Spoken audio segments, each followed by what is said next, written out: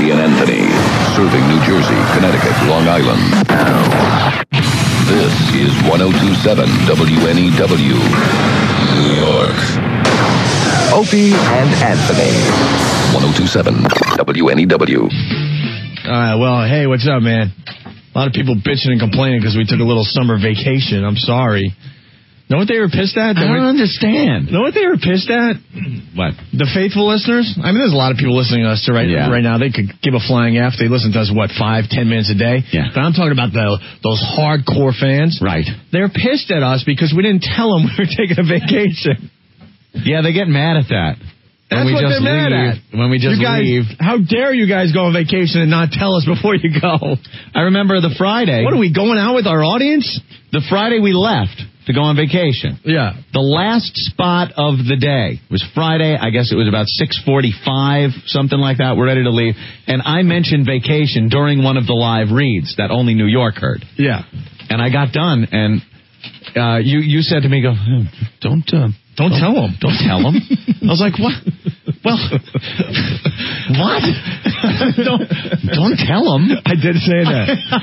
Because I got a philosophy about that. It's a philosophy, Marty. I like tricking the audience into thinking we're still here. You tricked them. And then by the time they realize that we're on vacation... We're almost back. We're almost back, and they're thinking, the boys took 2 or 3 days off. They took a long weekend. You don't think anybody knows that we took like a week and a half off? Let me tell you something. Over 5,000 pieces of email were waiting for us when we got back. Of course. And it worked like a charm. Did it? Because most people started realizing that we're on vacation about Wednesday of last week. Yeah. Really? Yeah. So the first few days, we tricked them. One guy even writes... Not me. I was stupid. One guy even writes, hey, you guys were live Monday and Tuesday, but where'd you go? You're not on the air anymore. Oh. You're in best of mode. So... Oh, well. Well, we are back, and it's great. It's great to be back in the good old United States of America, I'll tell you that. You didn't go overseas. What? You didn't go overseas.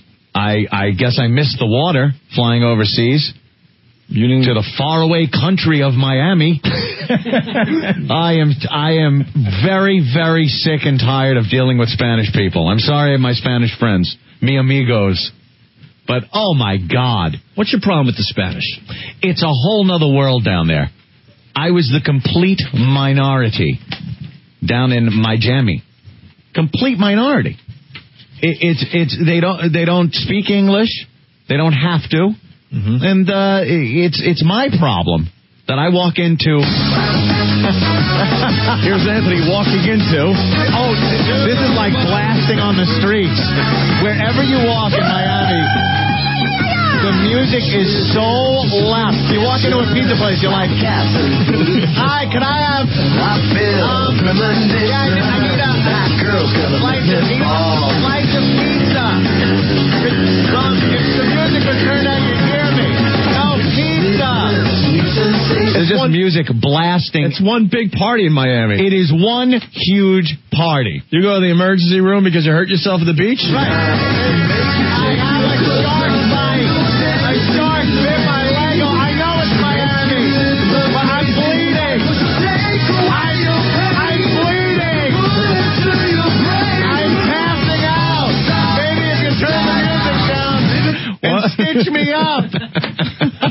In the emergency room. It's everywhere. Living la vida loca. Here's Anthony going through customs. Now, take my shoes off. Okay. No, I haven't left my bags alone. No one asked me to carry anything onto the aircraft. Could you turn this down? What gate am I at?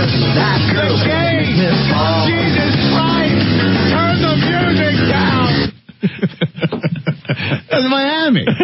It's Miami. It's a party. It's great. Wherever you go. But they don't speak English there? No English. Dude, you walk in somewhere. Anywhere. Yeah, what? No, I need a sushi place. Huh? Yeah? Can I have water? Yeah?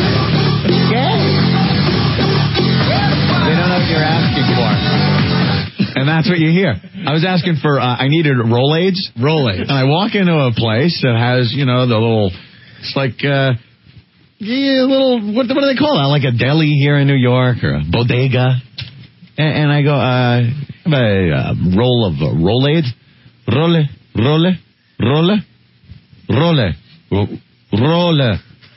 It's antacid. And did. Roll. Okay? What? Do you really want it? Yeah, I need Role. Spell relief. R-O-L-E-L-E-I-D-S. Maybe if you turn the music down, you can hear me. Stop conga lining on the sidewalk. I am heartburn. I need a remedy.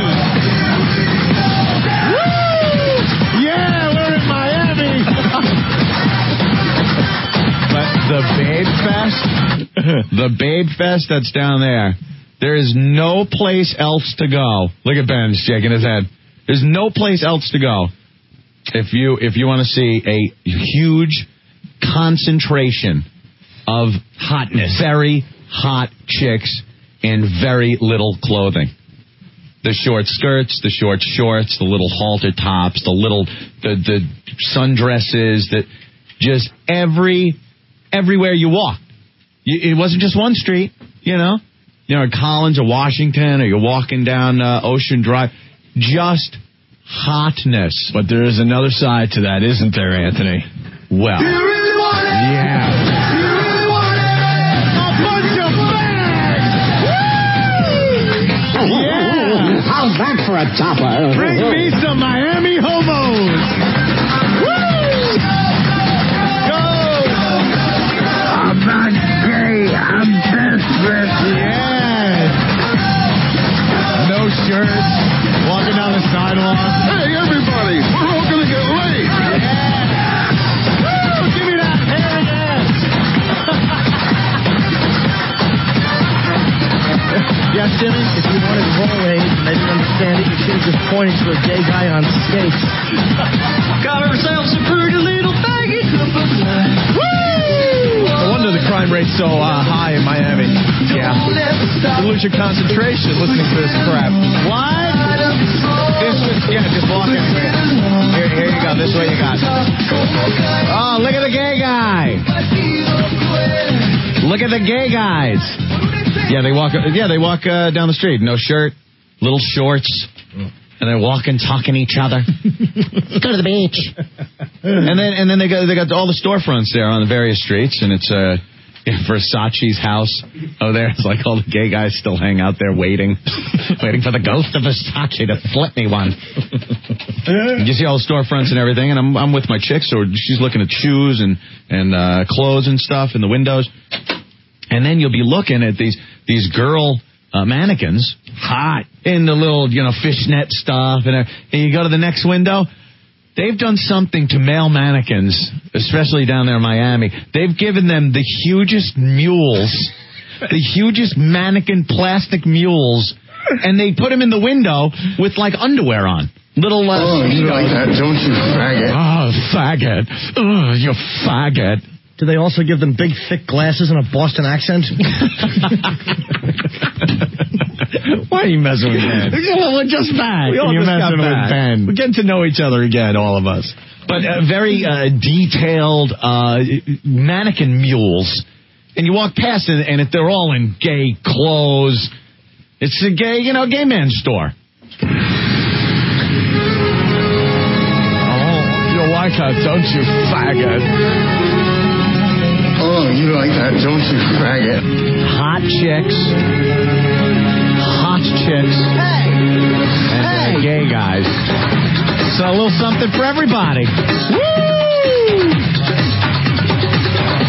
A couple of the strip clubs, too. Visited a few of them. Yeah, but they don't speak English down there, is what you're trying to say? They don't speak English. It was a pain in the ass. No matter what, you walk into a place and try to buy something, and you just get Spanish language. Spanish. Maria has a problem with you. Yes, Maria? Yes, Anthony? Maria. You repeat after me. You said, you crazy, you don't like Miami. No, I like Miami. You crazy. No, Maria. You go to la bodega. You don't go to la bodega to Rolex. You go to la bodega to get cerveza. I like I like the Miami. Yo hablo inglés. You aren't even Spanish.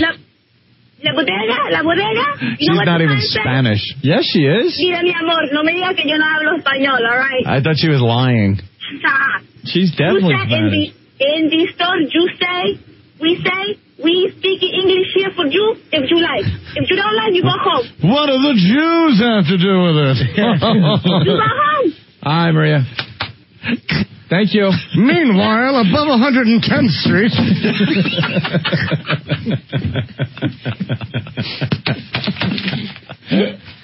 It sounds like you had a good vacation. I had such a diverse vacation. I took 6 aircraft to the various locations that I went to.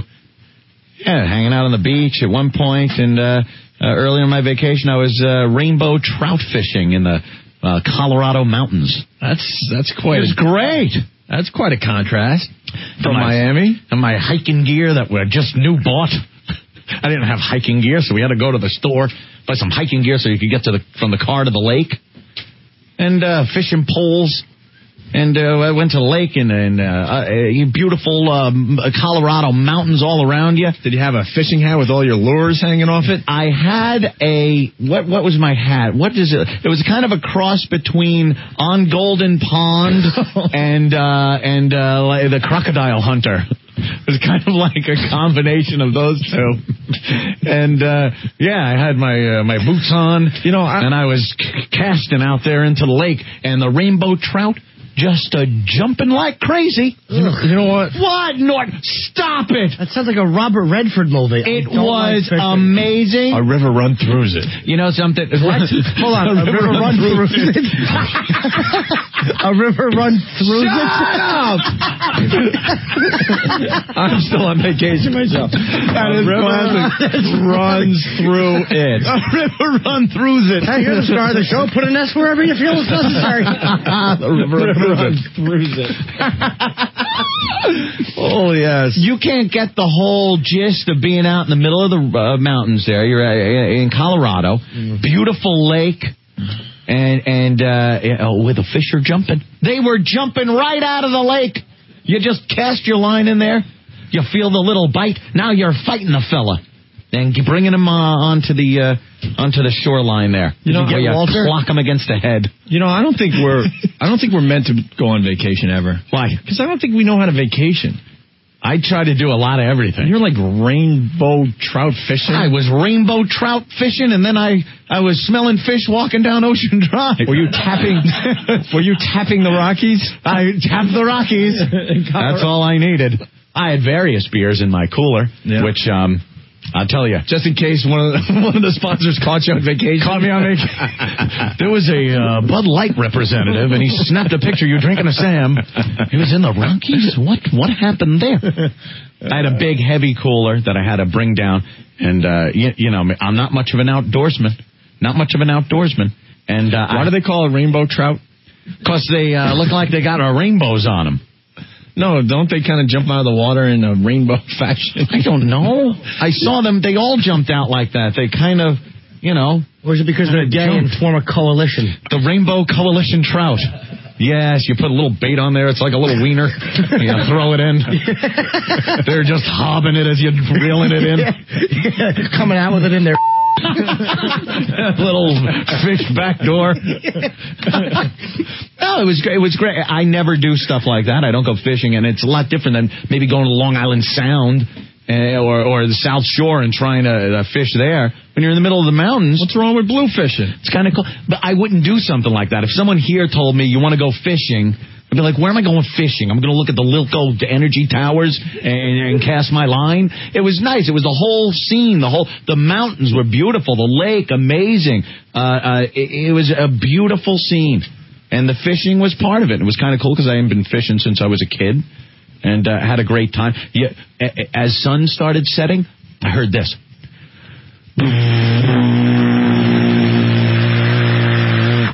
Like, what? The hell? Steamship going by? What is that? What is that? Steamship? No. Ocean liner? No. On a lake. No. It was bugs. That's how they sound? Bugs. They were all in the tree line surrounding the lake, and as the sun went down, they started going toward the lake. So they were all over the place. More bugs than you can believe. And I had to carry my cooler through them. Picture that 1,000,000 times and nonstop. And I'm spraying off all over myself. I'm like the city guy, just spraying myself and running through the bugs. And then I had to climb this steep incline with the cooler, and I'm just like,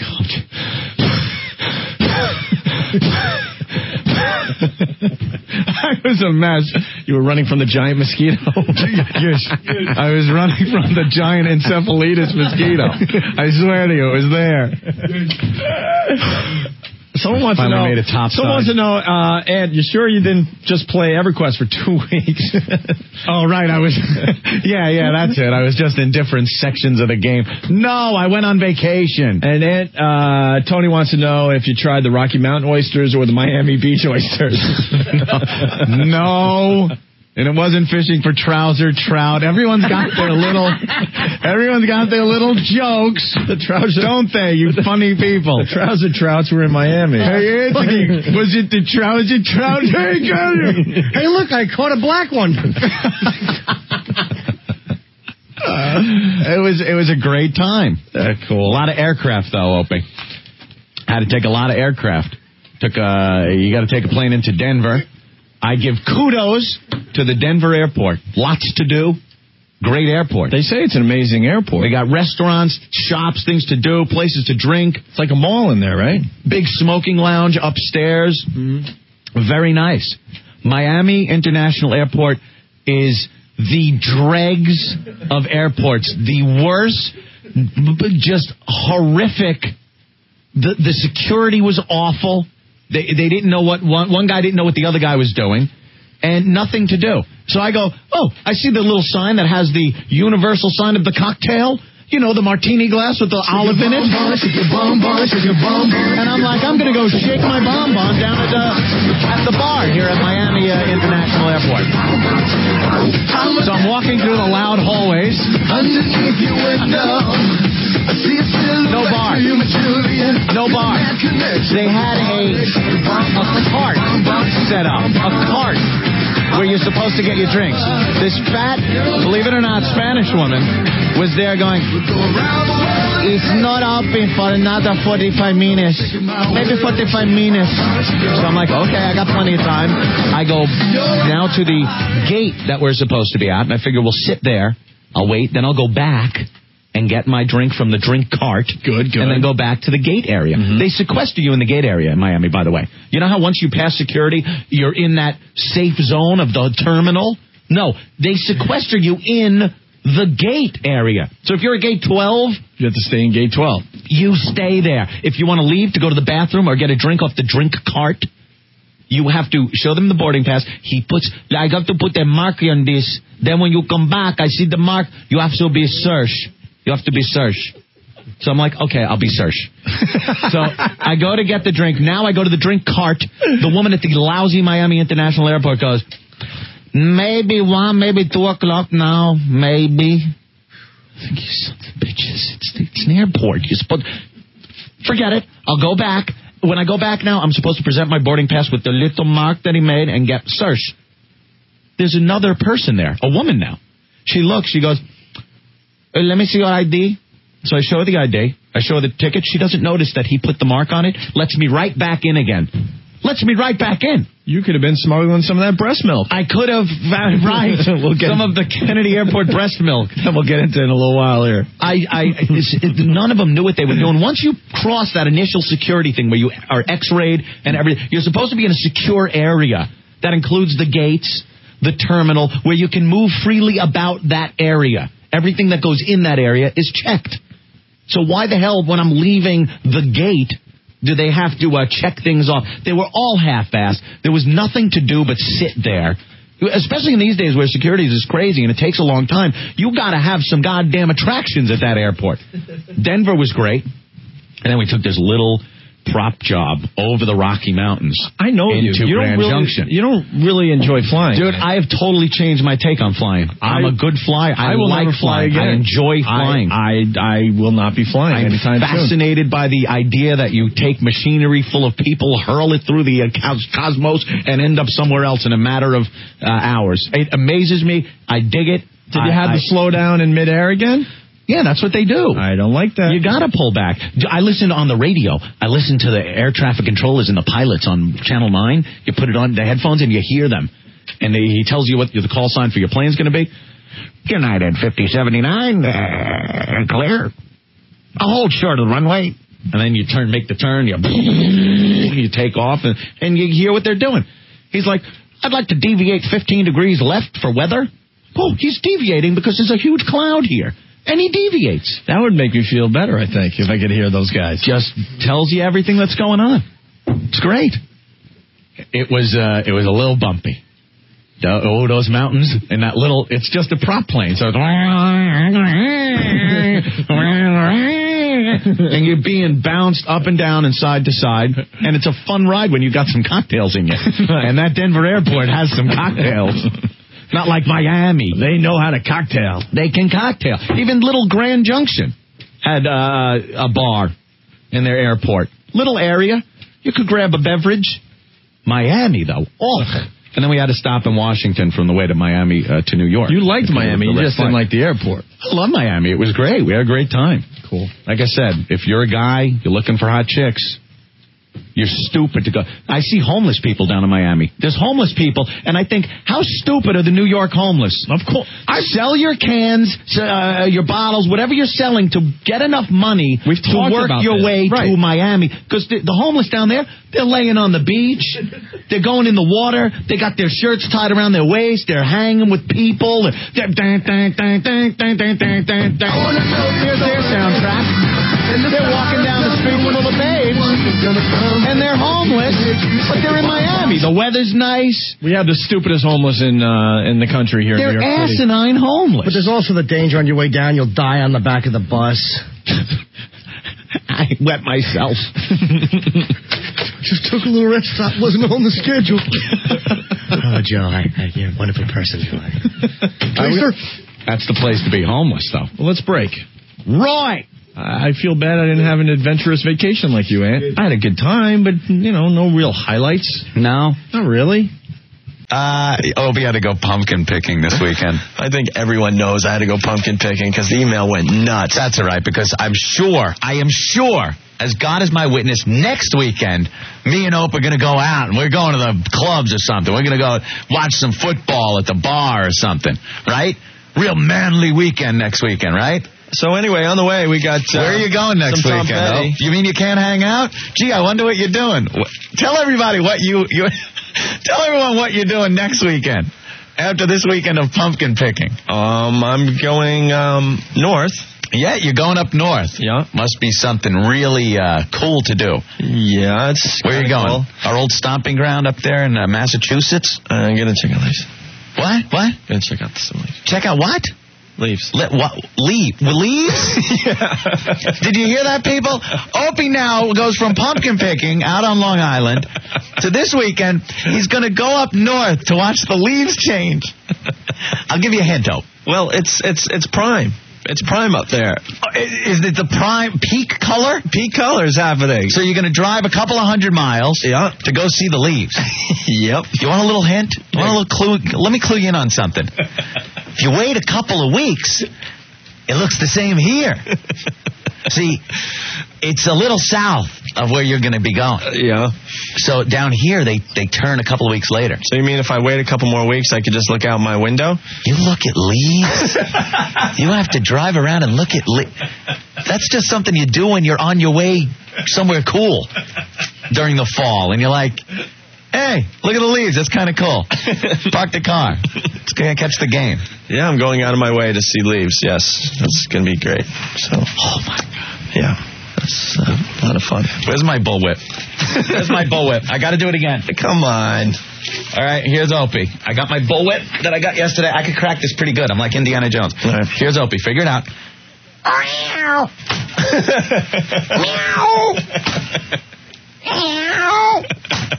You get it? Yeah, I think everyone got it. I think so. Anthony, What? you're no different. What are you doing this weekend? I'm different. What? You got cornered in bed this morning. Yeah, Jen heard the show yesterday. Yeah. Talking about how guys and girls plan things differently. Guys don't really plan things. Well, that guy late in the show yesterday made a great point. He said that guys don't start thinking about the weekend until Thursday afternoon. Yeah. And most women start thinking about weekend plans on Monday. Yeah. And that's the problem that guys are facing. See, we got to get more organized and start thinking about our weekend on Monday. And then we'll have a say in what is going to happen every weekend. Instead of just being led into something. Right. So what did your wife say? The second I woke up, because she heard the show yesterday, Yeah. she goes, got any plans for this weekend? I go, oh, jeez. And then I'm trying to think, God, I got to have some kind of plans. You know she's got a plan. Because she's got plans. Yeah. So if I don't have plans, all of a sudden, I have plans. Yeah. They're not my plans, but they're plans. So obviously you didn't have any plans No. for the weekend. So what are you doing this coming weekend? Well, friends are coming down from Massachusetts. And? We're going to hang out with them. And? What? I know it's something stupid. And? I think we're going to check out some of those wineries out here.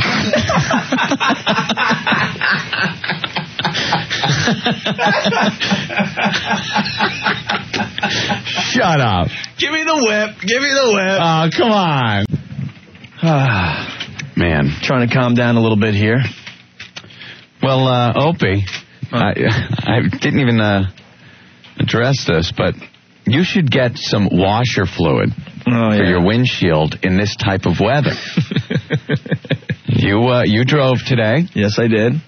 It's one of those days where the snow is melting, very warm. Mm-hmm. Gets on the roads, the salty roads. Mm-hmm. The spray comes up on the windshield. And you can't see anything. And if there's not enough liquid, or if it remains on your windshield too long, it dries, you hit your wiper, and what happens? Just smears. And then you can't see through it. You got Play-Doh on your windshield. Well, I had some wiper fluid when we started the ride-in today. Yes. And then I ran out halfway through. Mm-hmm. And then you got to play that little game with the other cars on the highway. Yeah. Because now my windshield is smeared. And I'm like, oh. So I speed up to the car in front of me because they're splashing some water up onto my windshield. And then my windshield's clear again. And then I have to back off so I don't get too much sprinkles on my windshield. And there's that little thing you gotta decide. Is there enough liquid on the windshield to clear it off, or is it going to smear it worse? All right. Now that looks like enough. Yeah. Oh, damn. Now I need more water. Oh, here comes a puddle. Yeah. And then you got to...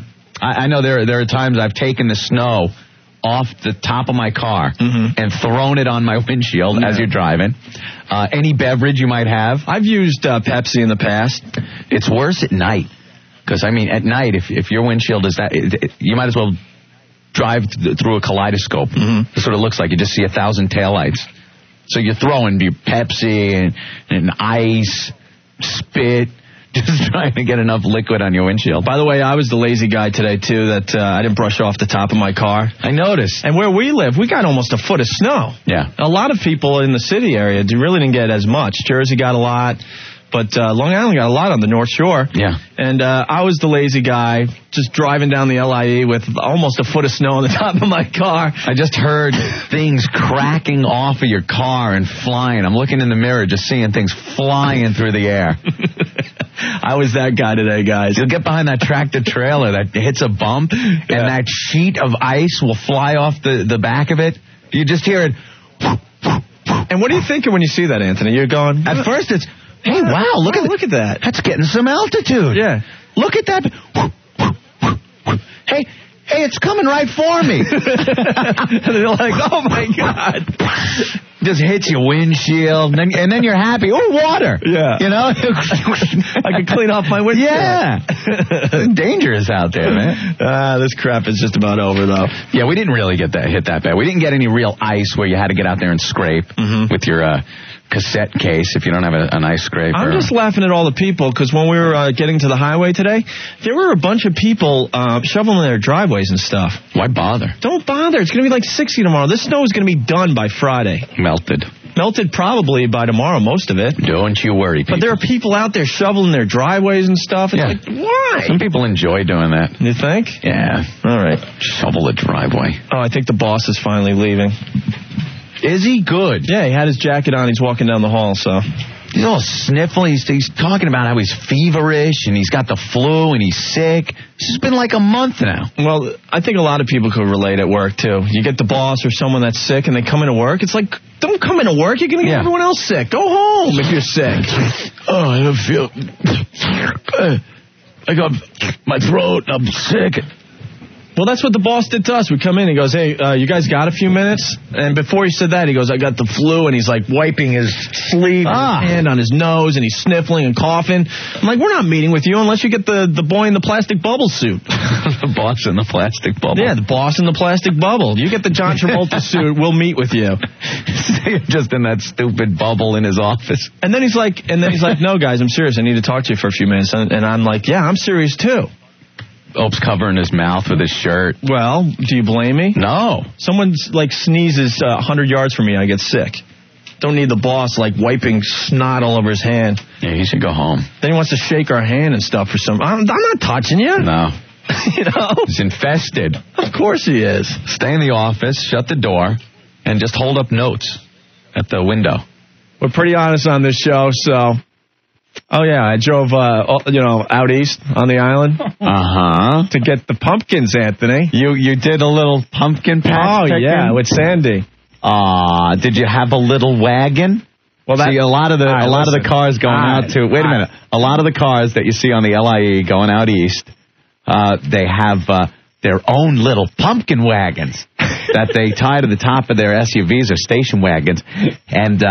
you could pull your own little pumpkin wagon through the pumpkin patch as you pick your own pumpkins. So that's what you were doing this weekend, huh? Yeah. I will never understand women, ever. So I agreed to do the pumpkin picking again, right. Shut up! Dick. Don't laugh too hard. The shock feature in that wedding ring is quite funny there, Rick. When she hits the button at home and it's like a stun gun. All right, listen. I don't understand. I just don't understand you women. All right, so I agreed to go pumpkin picking, okay? And if you know anything about the island, I'm sure it's like this for Jersey and Pennsylvania and Westchester, whatever. You have to drive out to the wilderness a little bit. It's part of the experience, I guess, right? I don't know. Part of it. Okay. So we're on the North Fork of Long Island, and, you know, farm stand after farm stand, farm field after farm field is nothing but pumpkins. Mm-hmm. Okay? So I drive about, I would say, a good hour from my house, Anthony. Sure. Wouldn't you think that's far enough into the wilderness? Of course, when you're going east from Long Island. Oh, no, it wasn't far enough. Farms out. I'm like, they're picking pumpkins right here. Because I'm thinking I could get home and watch the end of the Met game. I have it on FAG or whatever station carries the Mets. That's right. Got a pumpkin picking in, Maggie. Game's real interesting, and I'm like, okay, look, if I figure this out perfectly, we could get the pumpkin picking out of the way, I could drink some stupid cider, run through a damn corn maze, and I'm home on the couch. The corn maze. I did not do the corn maze. Corn maze. I forgot last year you had to go through the corn maze. Ooh, boy, just like The Shining, isn't it? Right. Just like the hedge maze. So this was my... see through the corn. This is my problem. So now it wasn't good enough. Oh, no, let's keep going further out, further into the wilderness. Further, keep going. I'm an hour and a half from home. It wasn't good enough. You got to keep going? Going. I'm like, what's wrong with that field? Look, on this one, we could drive on a dirt road and really feel like we're in the middle of nowhere and pick our pumpkins. Oh, you could have gone a little off-roading. Off-roading. Okay. Wasn't good enough. Know why? Why? She wanted the little red wagon. Oh, you needed a wagon? They didn't have wagons. No, I guess only one farm has the little red wagon, Anthony. Which is about 2 hours from home, Anthony. I was pretty much in Greenport at the almost. Did you take a hayride? Did you take a hayride, Opie? I will punch this down and let Gary abuse me. Gary, go ahead. Yeah, what a wimp this guy is. He's going out there to get pumpkins. Come on, he ain't even got kids. Give me a break. He's little. Anthony, you're great. See? I did that to myself. I saw it on the screen. That's okay. Anthony took the abuse yesterday about the soap operas. Joe, what's going on? Oh, you homo. Let me ask you a question. Did you go mountain bike riding the seat off when you were done, too? All right, come on. Did you put a hole in the pumpkin and bang it? You're a homo. You should go work for FAG. All right. Wow. So you pulled the little wagon, Opie? Through the pumpkin field with the other pumpkin people? I will not confirm or deny that fact, Anthony. I'm sure you pulled the wagon. For the love of God, I hope there's not a picture. Oh. So you pulled the wagon. For the love of God, I hope there's not a picture. Did you pick your pumpkins and pick your? No one was left, just, pumpkins that had footprints in them and kick marks from all the other pissed off guys. Ravaged pumpkins. So this is my hell. So I'm timing the Met game, okay? Because now I'm like, all right, I got to keep driving because this game is getting really interesting. Yeah. All right? So I didn't mind that we were now about 2 hours from home. Mm-hmm. Start losing the signal for FAG. No.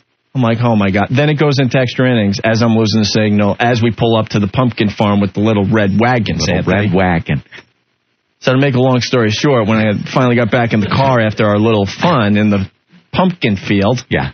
How many pumpkins did you get, Opie? I'm really concerned. 3, Anthony. 3 pumpkins. Could have got that in Huntington where I live. Yeah, they're selling pumpkins right down there in downtown Huntington. Pretty much. And you can pick up the cool stencils to cut the jack-o'-lantern. You going to make a jack-o'-lantern, Opie? All right, I'll let you guys have some fun. Fine. Here we go. Here comes the abuse. Lou. Hey, Opie. Yeah. Did you put 2 small pumpkins in the front of your pants where your balls used to be? Hey. Come on, you can relate to me, right, Lou? Nah, not really. I don't think too many people can at this point. No. Oh, yeah, I'm the only guy that gets dragged pumpkin picking.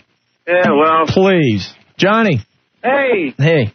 You got 2 months, Hope. You'll be out cutting Christmas trees down there. No. I've never done that, and I never will. Yeah, drive 200 miles upstate to cut down a Christmas tree. Hold it up display. No, I've never done that one. Not yet. Homo and Anthony. Thank you, Johnny. Homo and Anthony. This guy. Rick. Homo and A? Homo and A. What's the deal, dude? Come on, you've never gone pumpkin picking. Yeah, but I wouldn't. And I didn't know the Met game. I didn't know the Met game. Well, that's what this show's about. We're a little honest, and we. I mean, you're whooped. You're pumpkin whooped. You want some pumpkin pie or something like that? Come on. I didn't know the Met game was going to go into extra innings like that. It killed me. Yeah, but I mean, I thought you were a Mets fan. I am. Yeah, really. That's Mets the problem. I watched. I listened to the whole game all the way out. They tied it up, and the only reason why I didn't continue to listen to the game in the car, we truly lost the signal at this point. It was going in and out when your favorite radio station goes in and out. Oh. Yeah, you're hearing a little Met game, and next thing you know, you're hearing Bette Midler like, Bob Murphy back on the thing. Wings beneath my wing. Wind beneath my wings, whatever. Thank you, Rick. All right, dude.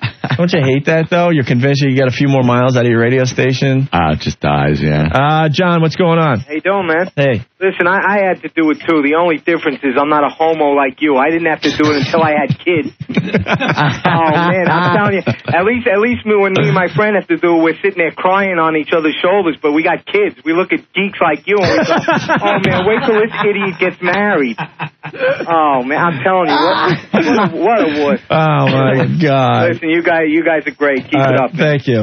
God, this is painful. I hate this. Frank, go ahead. You are some homo, I'll tell you. Listen, I'm only going to give you guys 5 more minutes, and I'm getting out of the subject. Man, that's terrible. Like I said, it's so easy to be a fag on this show. It changes every day. Hey, Ron, what's up? I got to tell you something, man. Yeah. Man doesn't begin to describe it. You guys ragging on Rick all the time. You're not even close to married yet. True. And this is what you're going down with? True. Why don't you go to the places in Dix Hills with the little red wagons? Wasn't far enough. Wasn't far enough. You got to be out in the wilderness.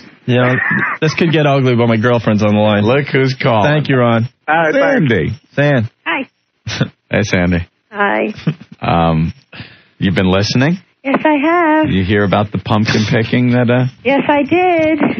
Did you have fun with Opie pulling the wagon? Yes, we had a wonderful time. Did he pull the wagon? Yes, we both pulled the wagon. You both? He failed to mention the fact that there's pictures of him pulling the wagon with pumpkins in it. There's also a picture of him. They had this huge pumpkin cutout that you stand behind it and put your face through. I guess you forgot to mention that there's a picture of him doing that, too. Wait a minute. He's sticking his head through a big pumpkin cutout. Wasn't my idea. That was too. Oh, Steve's got to get the website back up. We've got to get those pictures on. What else? What about when you were like knee deep in the pumpkin vines trying to find some gourds? Gourds? All those little gourds, like the yellow and orange little. To do what? Well, she wants to put them in a basket, I was Anthony. putting him in a basket. So he didn't mention that. And he was the one. Wait, no. Oh. He was the one who had to buy the apple cider. Well, yeah. I got some apple cider. I was thirsty after, Was it hauling away the pumpkins? Like, I forced you to even get apple cider. Did you get your Dickens cider?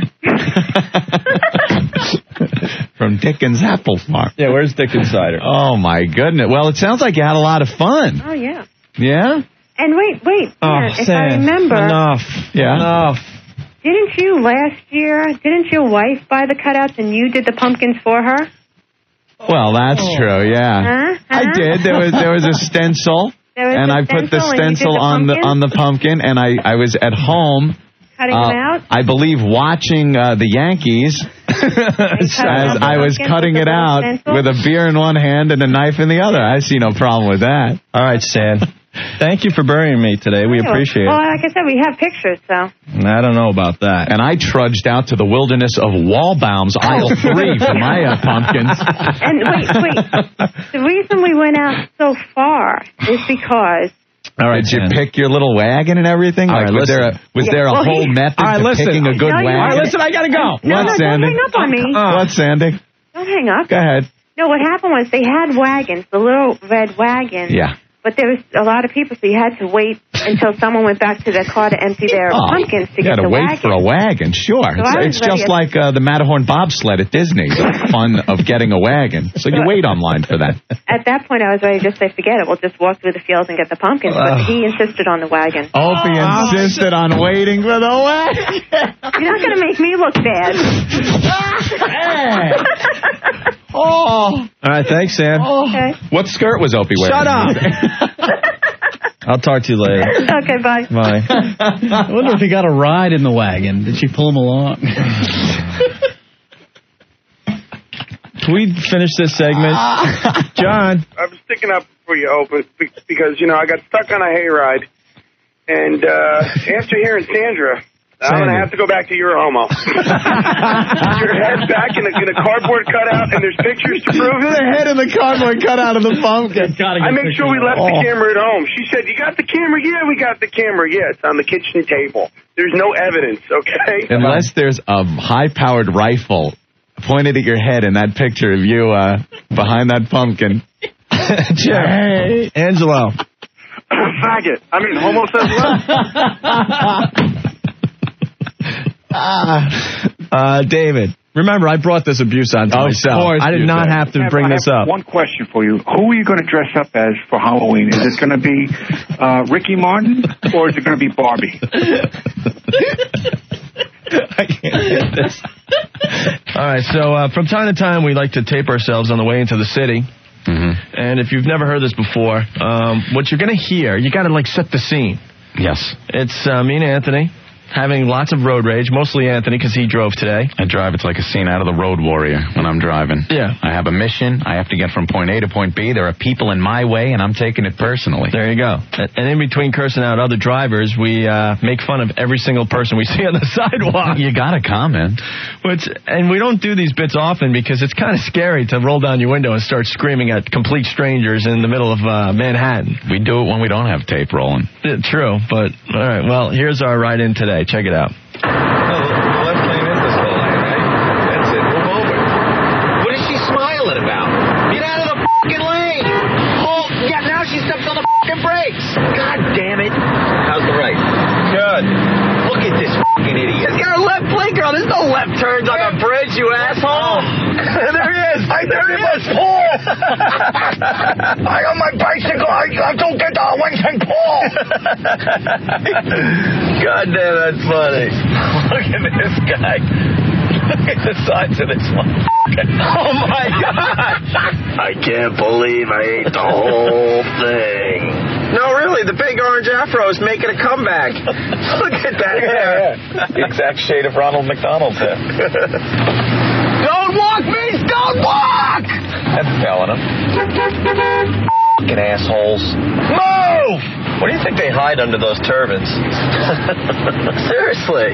Oh, look at this old lady, Ain't gravity a bitch. Holy shit. Why's she limping? Tough night? Look at all the dirty little girls going into Victoria's Secret. You're a filthy girl, aren't you? You buy Daddy a teddy. Don't let him in! Don't let him in! He ain't getting anywhere. Denied. Get out of here! Come on! Fucking idiot! Oh, there's another one. Hey, pork! Where you deliver pork? Is that Wing Tang's or Tao Fang's pork? With all these scooters that start to look like downtown Hanoi. Look at the size of this guy's bike chain. It's as big as the Titanic anchor. Why even bother at that point? Because if he lose bike, he can't deliver pork. Yeah, but the chain costs more than the bike at this point. That van hates you. F*** him. Oh, come on with these fucking people. Yeah, just stop right there. Look at this guy. F*** you. Oh, he tried to make you your bitch. F*** him. That brownie lady knocking on the guy's hood, trying to get him to move his car, or she's going to give him a ticket.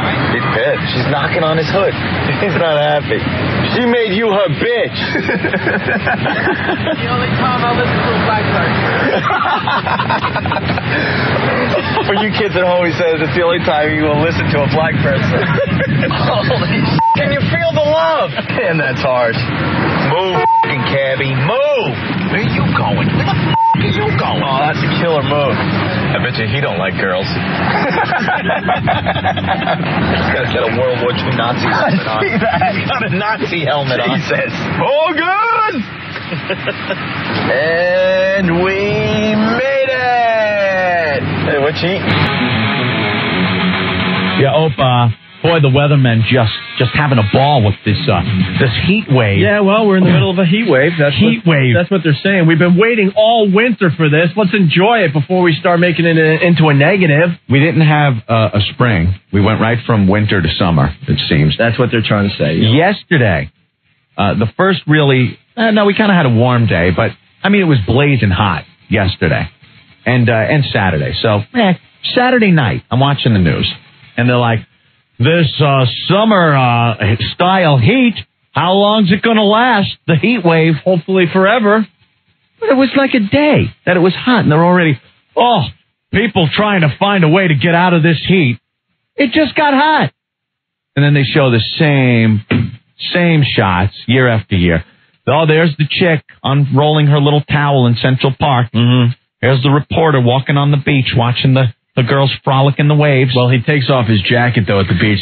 So he looks comfortable, but he still has the tie on and everything. Well, he's loosened up. He's at the beach, so he takes his sports coat and slings it over his shoulder, but he's still got the shirt buttoned up to the neck and the tie and everything. That's how we all go to the beach, with a dress shirt on and a tie. Or people head to the beach to get out of the heat. And then they give you the rules, the things that you have to do in this weather. Avoid alcohol. Check on the elderly, and make sure you dress in light clothing. Yeah. Unless you're a homeless guy and you're going to wear that snorkel jacket year round. The smelly homeless guy. But it's the same thing. And then they show, the people in the public petri dish. Oh, the pools. That's right, the public pool. Man.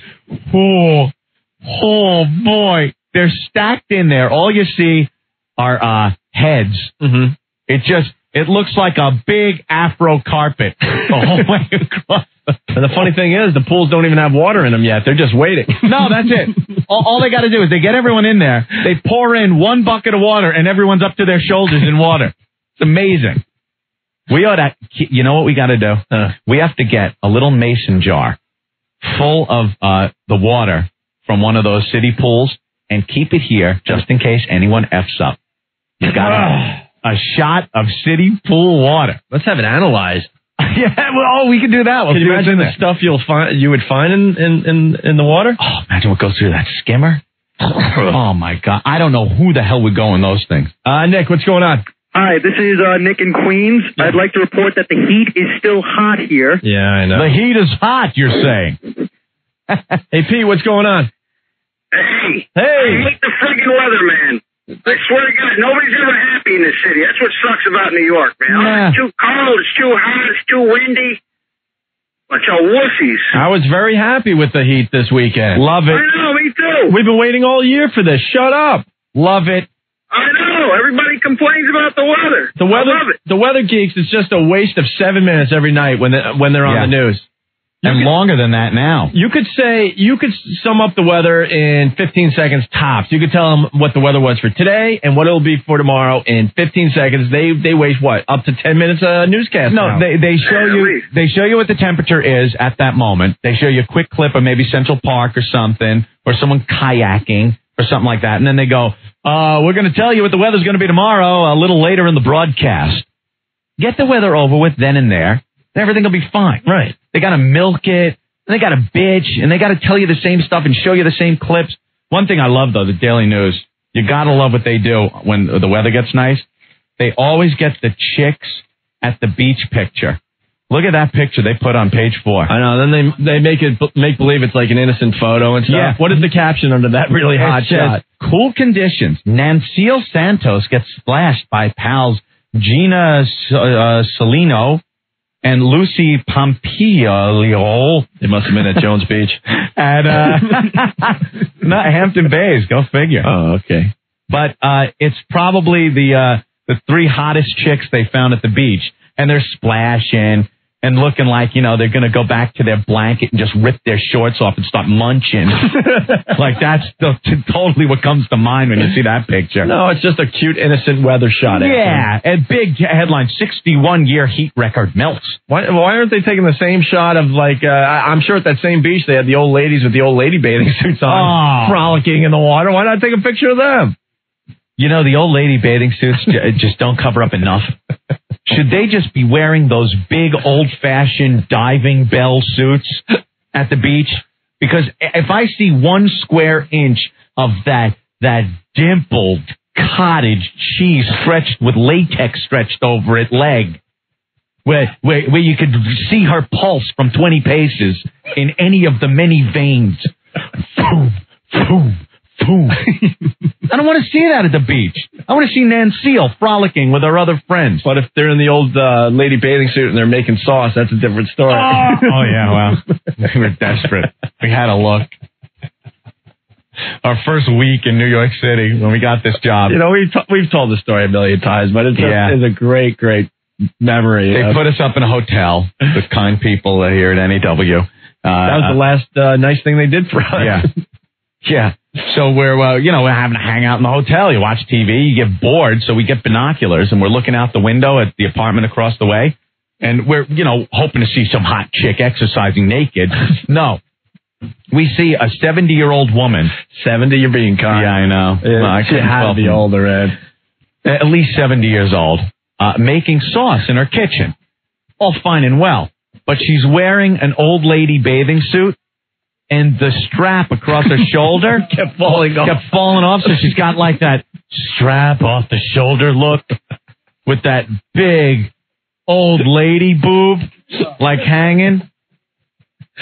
Where the color of everything an old lady just becomes like white and liver spot so that even nip disappears, Oh my God. And gravity has just made her body look like E.T. What are you, bathing the elderly at the nursing homes? How do you know this? No, please, enough people have sent me ridiculous pictures over the web. And the beach shots. You go to the beach, what do you see? Oh, but it's disgusting. But we watched her for like a half hour. It was hilarious. It really was funny. The stuff Aunt was coming up with. Yeah, I'm looking at the binoculars. Yeah, you stir that sauce, you old bitch. You stir it. You make that sauce. I'm making my own sauce. Yeah. He was doing the dirty girl voice. You remember that depression, don't you? Yeah. Yeah. The doughboys are coming home again. Yeah, I'm going to pound that old ass. Stir that sauce. What kind of sauce? Yeah. You old bitch. Yeah, the only thing that sauce is missing is some Italian sausage. I got it right there, you little bitch. I'll help you stir that sauce. Yeah, you're a filthy old whore. I'm watching you every night. You gotta why are you wearing a goddamn bathing suit stirring sauce? Yeah. Vagina. Yeah. Butt. Yeah, you old bitch. We couldn't figure out why she was wearing a bathing suit as she made her sauce. One of those old lady flowery bathing suits. It was late at night too. Yeah, the whole scene was bizarre. Yeah, I love it when they're at the beach and they put on that old lady rubber bathing cap with the little flowers on them, the little 3D stuck on flower head. They tuck that big head of like lacquered hair from the parlor. I went to the parlor Saturday and I have to keep my hair nice. Why don't you shower every day like normal people? I went to the parlor. How do old people keep clean? What do they do? Because they have their hair done at once a month and they don't get it wet. What's growing on Grandma's head? It's lacquered. It's like I just put a chin guard and a face mask on there. You got a helmet. Put a Major League Football League logo on the side of it. My grandma, God rest her soul, my Nana, my father's mother, used to use Just Wonderful hairspray. And I swear to God, if she would have put the light switch up when she was spraying this stuff on, the whole house would have went up. It was a fog. It was a fog that if you walked in and say, "Hi, Grandma," your eyes couldn't shut. Yeah. When you walked out. Everything was lacquered, plastered. And she had this big, bouffant, big bun, beehive hairdo on her head. And us kids used to love touching it because it wasn't human. It wasn't hair anymore. A hair helmet. It was but it was piled up, Opie, like a foot off her head. Marge Simpson hair helmet. Absolutely Marge Simpson hair helmet. Oh, that's funny. And she wouldn't wash it. She would always talk about, I'm going to the parlor a week from Tuesday. Like, well, Grandma, what are you doing for a week? It did. It felt like one of those scrubbies that you use in your sink. You know the Brillo pads? Not quite. The plastic Brillo pads. Oh, all right. It's a scrubby. Yeah. It felt just like a scrubby. My nanny, she used to have a solution for everything. Some old world solution. And she smelled like powder all the time because I guess she didn't shower because she had to save the hair for the parlor. So it was always baby powder. And that was like her cure-all for anything that would happen to you. Put some baby powder on it, Nana. Put some baby powder on. And of course, my zits, you know. Yeah. I'd go through my teenage years, and I'd go to dermatologist and Stridex and washing with soap and everything. She had the solution. Baby powder. But baby powder. No, put Noxzema on it, Nana. You know what Noxzema is? It's like a moisturizing cream oil thing. Yeah, that's really what I just put my face in a deep fryer. Yeah, well, Noxzema, that was her cure-all. Noxzema and baby powder. Well, parents and grandparents especially have some wacky cures.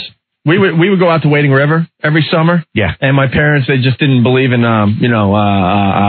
lotion. that tanning lotion. Like any kind of sunblock. Something. Look how fair I am. Yeah, you'd burn underneath a 20-watt light bulb. Ridiculous. So me and my brothers and sisters, we'd be let loose for the whole weekend out there in Wading River to the point that we were so burnt. We were so red. Like, we had the sunburn where it's on your eyelids. Oh, you can't even move. Behind your earlobes, under your neck over here. You would, maybe lay in the sand and put your arms up like this, so your underarms would be burnt to the point you can't move. Nothing worse than, your pits and behind your knees. And then we'd have to sleep in Grandma's cots. She had burlap army cots. She had the burlap army cots because it was like that family compound. She had a little house on the water there and stuff. Nice and comfortable on the freshly burnt skin. So me and my brothers and sisters and my cousins, we'd sleep on the cots, Anthony, all over the place with the wool army blankets after burning all day. And did any sand from your hair get in the cot? Oh, yeah. Something? The sand would be on the army cots and the wool blanket. You're rolling around on 20 grit sandpaper. Oh, yeah. And then we'd get home and we couldn't move. We could not move. We were so freaking burnt. And my dad's cure for sunburn? Yeah. Vinegar. What? Vinegar takes the sting out of sunburn. Yeah, because it stings so bad it deadens the nerves. Right. We would be like, God. you know that sunburn where you just can't move and you take your shirt off and you know the vinegar's going to be like ice cold and then he would just rub vinegar all over you. Yeah. Oh, that'll take the vinegar. That'll take the burn out. Then you just stunk all night. You were miserable and stunk. Don't you think at some point they just opened up a cabinet and picked whatever they saw first and said, this is what I know is good? Yeah, put this on it. This will take care of it. Ah, really? Maraschino cherries. Right. They've always got bleach. Clorox is the best thing for a burn. Yeah. Clorox.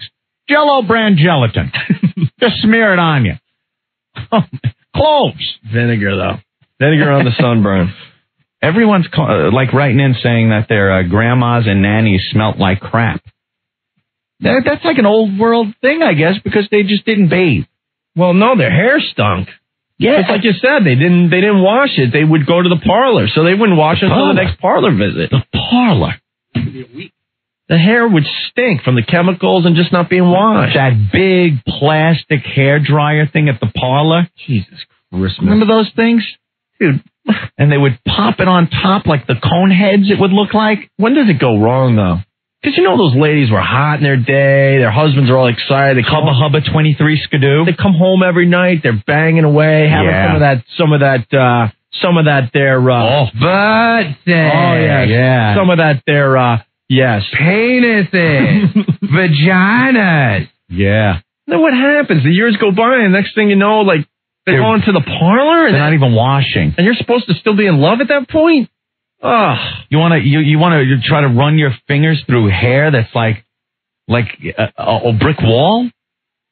Where does it go wrong? I remember there were a couple of times she had the in-between parlor visits where she was trying, like she missed the parlor visit and she tried to do something with her hair and we'd go over to visit her and she'd have two of those huge curlers. You ever see those ones that are like the diameter of the 55-gallon drums? And they'd be like in the weirdest spot. Like Nana never had a curl there ever. But she put like the big steel ones, like they were like that wire mesh thing, like an accordion. It's put there so you can't see like the balding that's going on. Oh, maybe that's it. Nana was doing from all the hair that's falling out because of all the parlor visits. Just wonderful. I think my Nana is responsible for any hole in the ozone layer. Just her. The aerosol, I swear to God, you could not go near the bathroom when she was spraying this stuff. You'd smell it coming out from under the door. And she'd be in there, lost in a fog. Yeah. Amazing. And what old lady decided that blue hair is hip? Blue. Yeah, where'd that come from? That's not a natural occurrence. Someone had to start that trend. Blue hair, Grandma. Blue dots. That's a good one. Get to see the blue dots. It looks so natural. The sideways blue hair. Sometimes I guess you just give up. You just give up. All right, then, we got to take a break. A lot of people liking your old lady stuff. Oh, 212-757-1027. You were always terrible. I'll tell you one thing. Yeah, these guys used to live together. I'm strictly like a Bud guy. Mm-hmm. I like a nice ice cold Bud coming out of the fridge. I hated when people would come over, Adam, with a 6-pack of warm Meisterbrow. We have Labatt's. Meisterbrow. Oh, okay. The master brew. And put it in the fridge. And then pop a Bud. I know those guys. Okay. How much money did I make, Mr. Radio Man? Oh, yeah, I was raking in a fortune setting up above-ground pools. Yeah, no, I was bringing in more money digging holes for fences. You were? No, I wasn't. You were making more money than I was, pal. Was not. And then you went to that lucrative selling binoculars job. That was a good one. What are you doing, Adam? I'm selling binoculars. And then the all-time favorite of mine, when he comes over my house with a water filtration system. Now he's in the water filtration business. Him and Jimbo. Be a millionaire. And I have found the future. He turned into Ralph Cramden. I swear to God. You're right. Norton, get down here. All of a sudden, I'm Norton. He's trying to sell me on this idea. Water filtration, Norton. Look, it's the wave of the future, pal. Mr. Monahan will back us. All you need to be a millionaire is turn the wrench. Turn the wrench. He's telling me about this blue cylinder that goes either under your sink or right there next to the faucet in a decorative canister. And it hooks up to your system and filters your water. You know how many impurities are in your water, pal? Look at it. There's sea monkeys floating in that. And then I'm telling him, well, what does this entail? What do you have to do to get into this business, to hook these things up? Are you installing them yourself? Do you hire a crew? What? He goes, all you got to do is this. And he makes the hand motion of turning a wrench. That was it. That's all he ever told me. That's your key to the future. Key to the future. The turn of a wrench, a quarter turn of a wrench. I go, well, what does it take? What's the initial investment? What do you have to do? Where do you keep the equipment? Turn it a wrench. Turn it a wrench. He turned into Ralph friggin' Cramden. Right. Pablum on pizza. Wave of the future. Glow in the dark wallpaper. Chef of the future. We'll get a commercial, pal. Maybe we should say something about spearfish. But that was the best one. Right. That was after that. That was, and then he chose comedy. No, then I think you chose comedy as you were doing the water filtration. I was a dishwasher. Last streak was I was a dishwasher. Oh, was that it? Yeah. Look at all the occupations, Adam. You were the air conditioning guy? Yeah, I did that. Thank God I got out of that. But no, I think you always made more money than I did. Adam. No. You could afford the Budweiser and not the Meisterbrow. How do you figure? And what's the difference? It's not like Bud, you're buying Dom Perignon or anything like that. It always was a little more than the Meisterbrow. But I hated that. Guys that would bring warm Meisterbrow, put it in the fridge, and pop my cold Buds. Take your Bud. I had to have money for the bread pudding. What that there? Bread pudding. I used to live over at Greenlawn, an area of Greenlawn that was really turning ethnic very quickly. And the palatial place you had, we used to call it the Anne Frank Suite. Yeah, I know. Very nice. You had to move the bookcase. We'd go to the deli around the corner, and you'd have to put on your flak jacket. I swear to God, near Sam's Pizza. Yeah, over there. Yeah, right. It was hello. Where one road divides. I swear, it's like. All of a sudden, you're in Botswana. I swear and they're angry. They lost the soccer finals. It was really bad. Yeah, it was bad. When the place was like the Honeycomb Hideout. It was like this little shack in his lean-to. But he had his Budweiser. Don't touch his Bud. Sitting on the couch. Like the king. Get out of the way. It's my spot, my beer. He's like Daffy Duck. Mine, mine, mine. Down, down, down. Go, go, go. When I first moved in... you could go to when this you deli. first moved in. He was a squatter when he first moved in. Like there was a ceremony in a truck. I paid the first month's rent. Yeah. The landlord died, and people drive by and go, nobody can live there. We used to duck. You were in the house a few times when we saw the landlord's car pull up. Yeah. Shut the lights in the TV, duck behind the windows. He peeks in. Yeah. And we'd have to hide. And you want to know what's funny? He would look in his living room and go, nobody lives there. No one could possibly live in that squalor. But when we first moved in there, the neighborhood was still okay. And you could go to the deli and get things. You know, I would like a ham and Swiss on a hero with mustard, please. Okay. By the way, sir, would you like coleslaw with that? Before it turned into the bodega? All of a sudden, I'm walking in, I'm looking at foods. It's like, what is that? Zebra? It's a zebra meat. Bean pie, my brother? Yeah, I didn't know what. Look, Opie's care of the bell for the rest Opie's of gonna this. bell me. Yeah, you gotta watch out for those delis with the zebra meat. There's black people there. No, but the neighborhood turned really quick after that, and the whole line of stores now is boarded up. And the funniest part about the neighborhood, the police station was 3 blocks down in the corner. They never went down that street. No, hell no. The cops wouldn't go down there. I got a family. I'm not going down there. They were better armed. Yeah, no. Why would you want to drive down there? Oh, man. We had a lot of fun at that place. That is very funny stuff. Remind me about it, because I don't remember any of it. Yes, you do. It all is a blur, Adam. I remember we used to hide stuff because there was holes in the walls. So, like, you could put stuff in the walls and everything. Here comes the landlord. Ditch the computer. We put it in the wall. How about the time I dropped the camcorder down a hole in the bathroom wall into the ceiling of the downstairs apartment because they used to fight all the time down there and recorded everything that happened. You're like Chuck Berry. It's on the Women TV. on the toilet, yeah. We got it hooked up to the TV. It's like, hey, look at him fight. Come on, really? Yeah. Oh, he was like a mad scientist. Kind of like that scene in Revenge of the Nerds. Yeah, that was it. That was you. And he was up there drinking his blood going, look at that. She ain't going to take any more of this. Watch, she's going to hit him. See? What'd I tell you? We drop it through. They had a hung ceiling downstairs. So at first I had to drop through a string with a barbed hook at the end to lift the ceiling tile up a little bit. And then we laid the camcorder down and just watched them yell at each other. And it was funny. While he was setting this stuff up, we'd be like humming the Mission Impossible music. Or I was going to call him Anthony MacGyver. Oh, yeah. All kinds of stuff. Muff Diver. I remember the night I spent in jail and I had to come back after that. Oh, I forgot about that. Yeah. Now, Adam, why did you have to go to jail? We played a gig actually at what was that little bar by the OTB? That was another get rich quick scheme. I got a tip. Sell the water purifiers. 8th race at Aqueduct. Our ship is coming in. Dumb legs in the 8th. Yeah. What's the horse you bet on that died? Died in the backstretch. But I mean really died. They brought out a bulldozer. As in dead. Dropped dead. Animal House had a heart attack. Adam just looks at me and goes, I'm never betting with you again. Yeah. Slap rock. I had it to die.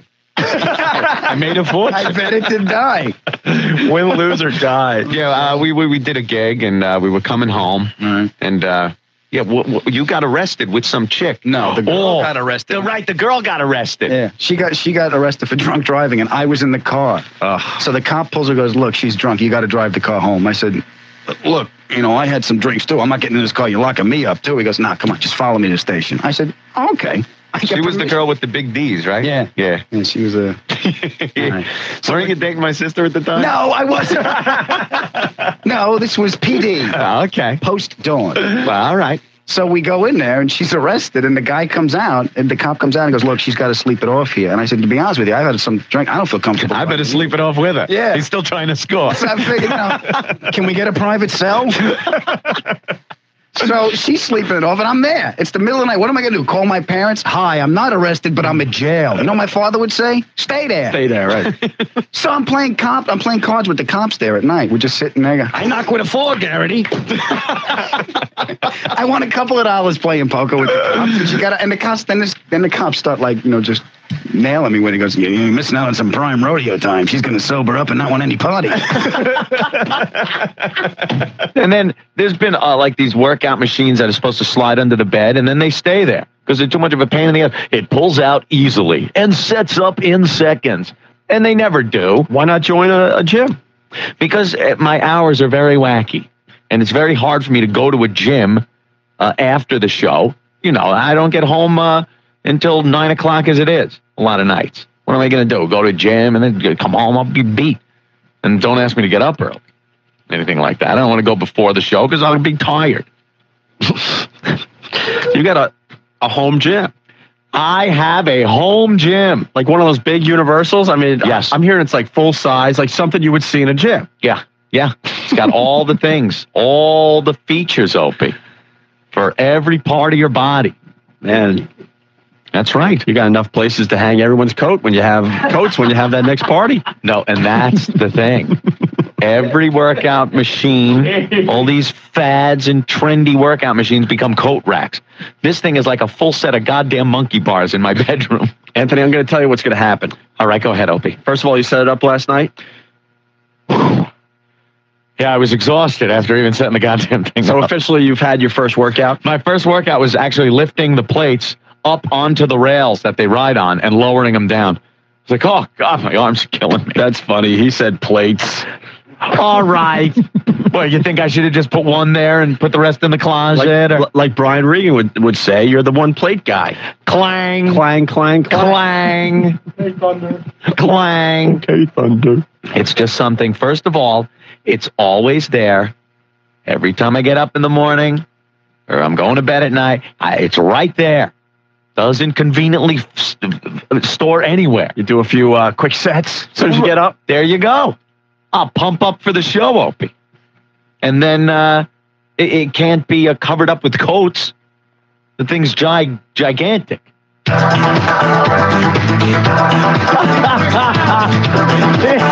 Yeah, this is the music I play.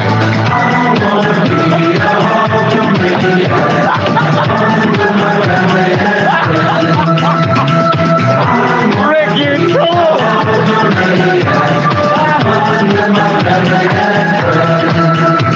If you want to beat the whole maniac, I can sure tell you how to say it. Ow, that hurts. You divide them into two. These are all the things. This is my credo. Listen to him. Thoughts and pasta deeds. These are the things. Be quiet, son. Always be good to your family. And Anthony, knowing our listeners, Anthony, knowing our listeners, yeah, I'm sure no one is going to take your face and put them on muscle bodies on opieanthony.com. Making sig pics or anything? I don't think you'll see any of those. You don't think so? No. Your head on a ripped body or anything. No. You better watch out where you are quiet. You may be judged where you hang your hat. Can you feel the music? Can you feel the beat? You don't You guys suck. Doug, what's going on? What's up? Trade, say your prayers, eat your vitamins. Anthony, did a set of arms come in the box too? Shut up, you jackass. Well, Anthony, we've shared a lot on this show. You're just not the workout type. Well, here's words from my personal trainer. Yeah. Now we're having fun. Now we're having fun. Mike, what's up? Your clothes. Give them to me. Now. You should hire him to lift the weights for you. Hello, cutie pie.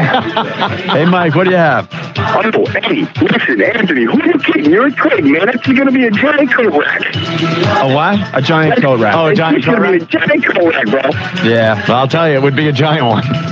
It's huge. You know what's going to happen? You'll be motivated for 2 weeks. Yeah. Then you'll be a little sore, so you'll take a little time off. Next thing you know, you're going to just be staring at the thing when you wake up in the morning. No. I'm starting on the steroids. How are you going to keep motivated? I'm going to keep motivated. My motivation is going to be keeping in shape and this music. That's it. And it's right there. Stares me in the face. What the hell? It's not something that can be pulled into a closet somewhere. What the hell happened to you, man?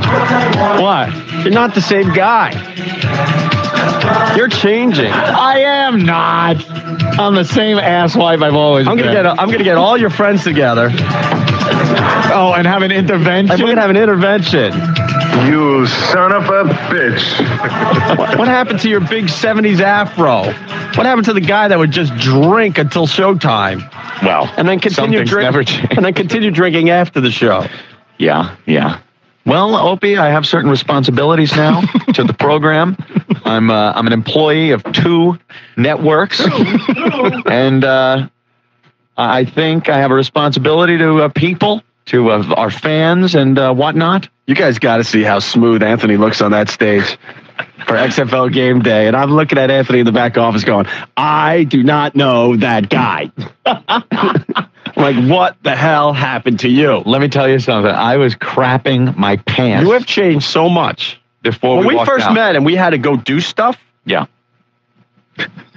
And I'm like, Ed, this is a big meeting. They're looking to hire us in Boston, and they're going to fly us to L.A. and stuff. So do you have anything that looks presentable? I'll wear my unstained T-shirt today. No, I could find one. No joke. His wardrobe consisted of concert shirts, right, and T-shirts with alcohol products on them. Yeah. Yes. And when we had a really important meeting, he would just make sure these shirts were ironed. Ironed, yeah. Yeah, so they wouldn't be. Am I lying? No, Opie, you're probably we are going back a few years. I don't want people to think this happened yesterday. No, but that's the Anthony I remember from the beginning. Yeah. Now I'm looking at you. We saw the show that's going to air Saturday at 7:30 on NBC. I'm like, I don't recognize you. Come on. You got like a personal fashion designer, I think. Stylist. It's called a girlfriend. Oh. It's like a collared shirt on Anthony. I know. And now you're nice. She hooks me up. And now you're working out. Yeah, I got to try to get into a little bit better shape. I'm not unhappy with my body or anything. I'm not fat. But I would like to Get a little more tone. Already? Gotta be the gooch, right? Dry blood. Dry blood. Dry blood on opieanthony.com. Holy smokes. Has taken Anthony's head and put it on one of these ripped bodies. Look at your six-pack. Yeah. You're sporting a six-pack there. That's my goal, Opie. In the old days, you would be carrying the six-pack, but now you're yes, you're sporting one. Well, you know, as far as the TV show goes, someone's got to make a before and after shot. That yeah, would be the thank best. you. With a little beanpole or something. You know, I got to tell you, as far as the TV show goes, yeah, it came from years. See, what I was doing on the show was everything I had watched on television for years, because that's the only reference point I had. So I was using everything from what I saw on Ronan Martin's Laugh-In and any live variety show I had seen in my life. And that's who you saw. Yeah. Not me. Our collared shirt on Anthony is like an open wallet in Opie's hand. That's from Dan from Obo. Ouch. So keep us informed with your workout program. I will let you know how it goes. Mm-hmm. I'll let you know. If you have, I'll keep you updated. If you have this dedication toward the weights like you have toward your computer games, yes, Arnold Schwarzenegger, look out. You know, if I could just figure out a way to work out and play computer games at the same time. If I could figure out how to put the game on pause so I could go and work out for a while. Yeah. That's going to be your biggest challenge right there. Yeah, I'll do it tomorrow. I'll start it tomorrow. I'm so exhausted from Half-Life. Unreal is killing me. Pete, what's up? Hello, is Anthony there? Huh? Yes, Pete. Anthony? Yeah. Yeah, I'm calling in reference to use Universe on the paper. All right, Are you interested? Are you interested in buying it? Yes, I saw it was for sale. I got in the penny picture. Hey, Pete, that's funny. Hey, you're very funny, you bastard. All right, faggot. That's and Berger from New Rochelle, Anthony, the Joe Piscopo of radio. Al, what's up? Yeah, what's going on, bro? Hold on. Do we have that stuff? You guys love this. Because it doesn't happen to you often. But we all take our turn in the barrel, but you're rarely there. I don't understand, because I am trying to better myself, Opie. Yeah. That I have to be subject to this type of abuse. Al? You. What's up? Yo, what's going on? Hey. Man, I got a song for you to work out to, bro. Yeah. I hit a tiger, my friend. Very funny. Instant request. Come on. Eye of the Tiger. Hey, how did we know that he was requesting that song? Eye of the Tiger, Anthony. Eye of the Tiger. What's the matter with you? What's the matter with you? Hey, you know I gotta work out a bit. Anthony, I'm gonna have you cracked under. And be like this. Can we count on you running to work, Anthony? Yeah, I'm going to run from Brooklyn. Over the Brooklyn Bridge? There it is. I'll run over the Brooklyn Bridge. Every day will be a friggin' marathon for me. And I need stairs I can run up and put my fists in the air and spin around. In your sweatsuit? Yeah. High-fiving people on your way into work? Exactly. That would be a funny video. Me like running to work in my sweats. Listeners. Will kids be following you as you run down the street? Yes, a whole gaggle of children. Right. That I'll try to get dates from. Yes, it is the Eye of the Tiger. Will you be going to Russia, Anthony? Yeah, I'm going to take on the champ. I'm the party pooper. How are you? No problemo. Now we're having fun. You son of a bitch. Good morning. I knew it. All I had to do was bring it up. Can't get a break from you guys. My turn in the barrel. You'll learn. You'll see. When I start kicking some ass around here. Uncle John. Good afternoon. I'm calling from Mr. Schwarzenegger's office. I need to change our workout appointment from 7:30 to 8 o'clock. No problemo. Thank you.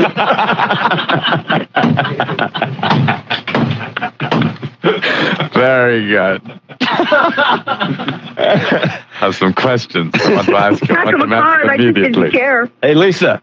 Hey, what's going on, guys? What up?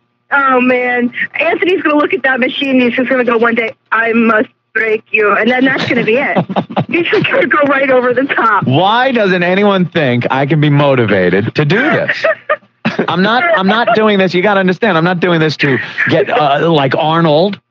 You don't think I could shut up and quit your laughing, you bitch? Listen to this bitch. Bye. You're already showing roid rage. I got roid rage. Roid rage. Why can't anyone think that I could use this in a way to stay toned and in shape without thinking I'm going to try to... Is that on Hulk's body? Someone just put my head on Hulk's greased up body. And you got his bandana around your head. Well, I'm a Hulkamaniac. Yes, I see that. Billy. Yo. What's up, Billy? Hey, Ann, I got a couple chickens. You want to chase them around? Right. I prefer choking them, thank you. Bunch of faggots. Dave checking in, of course. No kids chasing him, just Anthony running from the retarded Laverne and Shirley. Now that would keep me motivated. That's all you need to get in shape. Have her chase you every day. Oh, man. Come on. I don't know what the problem is, though. You can't accept the fact that I will be able to do this? And keep on it? Joe. What? Yeah, Anthony, why don't you try a push-up before you end up spending all your money? Yeah, why don't you lift a chair in your kitchen apartment or something? Try a push-up. Very funny. I mean, it's your hands, man. Just try your own isometrics. Why don't you push both hands together? Do something. Isometrics? What does math have to do with it, jerk? What a tool. Try a push-up. You know something? It's a little easier, first of all, ass monkey, to get into a regimen when the motivation and the equipment are right there, available. It's easier to do certain routines on this machine than it would be for me to remember to get down and do push-ups. John, what's up? Hey, Anthony. Yes. The only explanation I can possibly think of is that you saw Don West hawking this on the Home Shopping Network last night. You gotta get this workout machine. It's the best one ever. You're not gonna believe this. I use it myself, and look at the shape I'm in. And we're gonna give you can open your own gym with this. Start your own gym. And we're giving away Tiger Woods rookie card. Unbelievable. Look at the way this thing works. Look at the pulleys moving. The weights are moving. God damn it, I can't believe it. Why try push-ups when you can buy this? Why lift a chair in your house when you can do this? This is the best gym ever, period, end of story. The best one ever till the next one I sell. Period, and no more better, ever, ever, ever. And you can send it back for a full refund as long as you haven't moved it once in any way, shape, or form. Hey, Ant, did you buy workout gloves? No, I didn't buy workout gloves. This is the most funnest workout you're ever going to have. None more funner. All right. Very funny. Scooter from Westchester. Great. Bud Light is not a protein drink. Very funny. Everyone's a comic. Uh-huh. Opie, Ant, don't sweat it. Opie's just jealous because he can't fit a Universal through the door and up the stairs of his treehouse he lives in. Dan from Hoboken. Very good, Dad. Yeah, we got to go to spots. Okay. All right. Whatever. Good. Am I done in the barrel? Can I come out? You did a great job. Thank you. Thank you. I'll keep you updated on my progress. All right. 212-757-1027 as we go to spots. And one, and two, and three, and one. I want to be a Hulkamaniac, Opie. Have fun with my family and friends. I'm Big Dick Black. I'm Big Dick Black. If you want to be a Hulkamaniac, I can sure tell you how to stay on track to get a train. Say no! Things that maniacs do. Positive thoughts and positive deeds. Always give you a thinking from your life.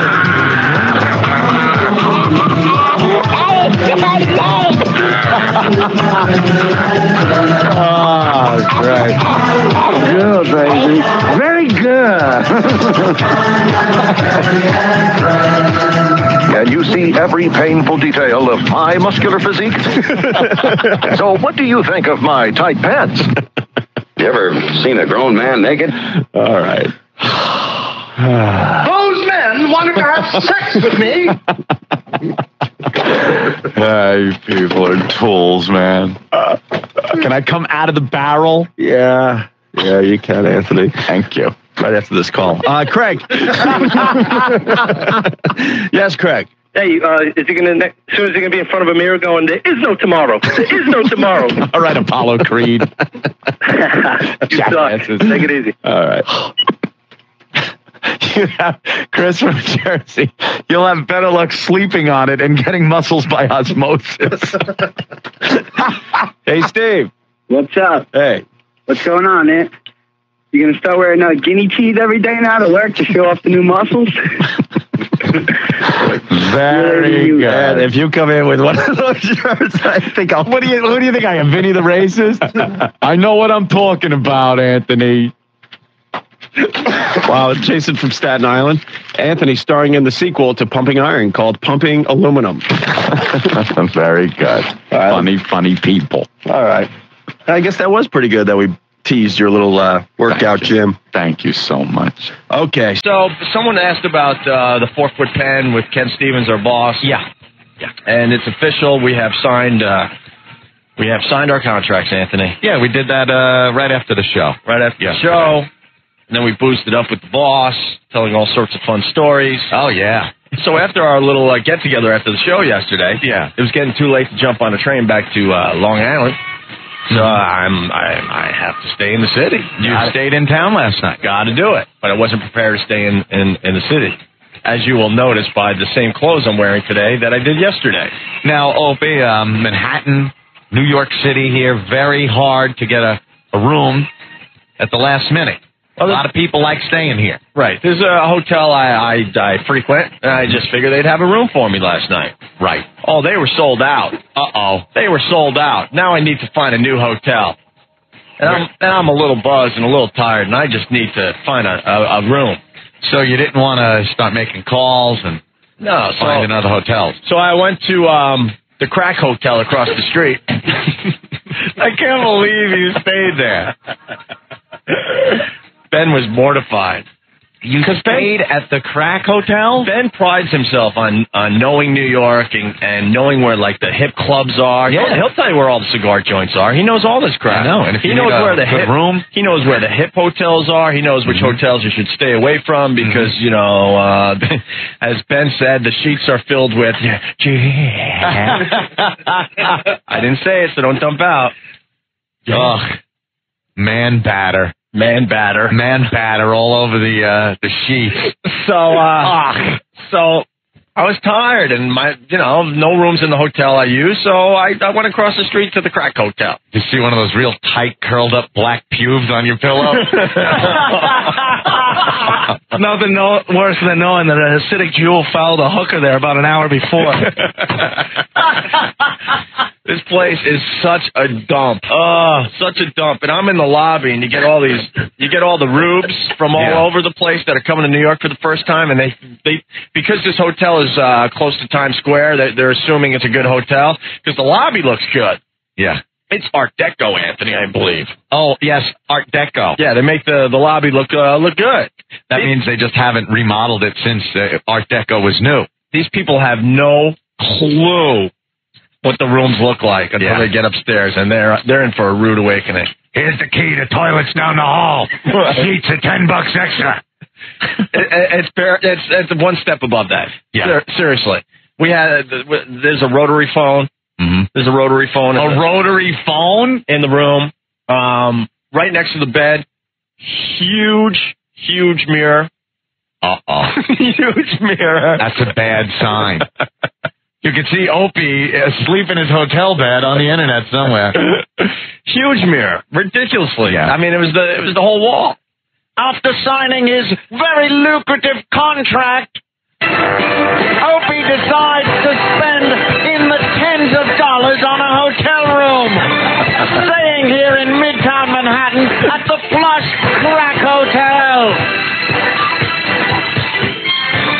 No expenses spared as as man batter stains abound.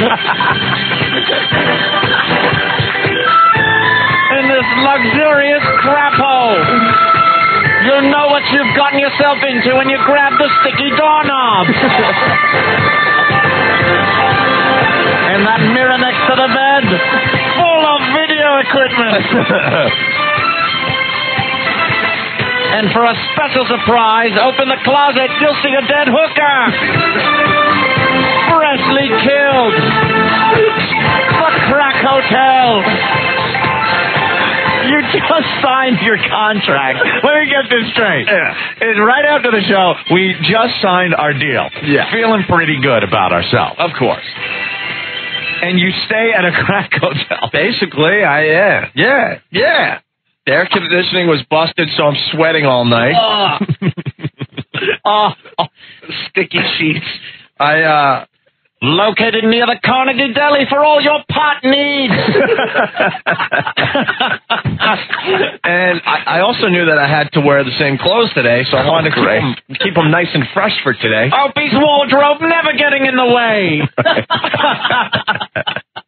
Look at this closet, full of nothing. So he wears the same cigar-smelling shirt he wore last night. And my underwear and my socks. I didn't want to sleep. I didn't want to sleep in that stuff. I hate sleeping naked. What? Had to sleep naked. Don't like sleeping naked. Had to sleep naked. HIV in that bed. My God. Beware of hepatitis B. Dude, wait a minute. Had to. Why? Had to keep the undies fresh for today. That's all I had. What are you doing in your sleep that wouldn't keep them as fresh as when before you slept? You sweat a lot during the day. I had to kind of, rinse them out a little bit and put them on the heater. Like a soup packet in your pants. You're a pisser. Wait a minute, but remember the sheets. The undies, they kind of look like used shoe shine rags. I had to, take care of stuff, and I would have slept in my clothes in the bed, shoes, everything. The AC, I finally got it to work, and I got it blowing up some air to kind of keep my clothes fresh. Airing out the clothes.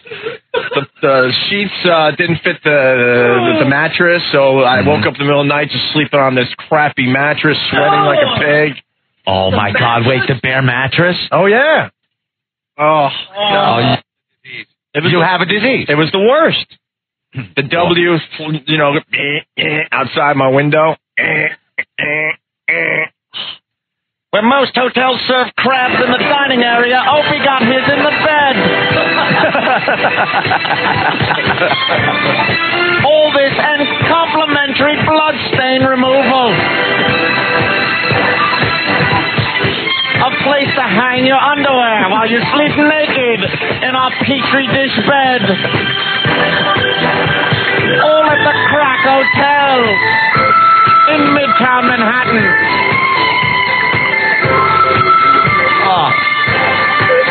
Ben thinks any stray pubes. Ben thinks that this hotel is used by all the hookers, the drive-by hookers that we were talking about a few weeks ago. Oh yeah. No doubt in my mind. And yeah, the W was flashing outside my window all night long. The neon light. Right. He's like, I can't even get to sleep. So then I'll wake up in the morning just drenched in, sweat on the mattress. Just think if you were in there with a hooker, what they did before that, leaving all kinds of body fluids. Body fluids abound in this luxury suite. So I go downstairs and I get the paper.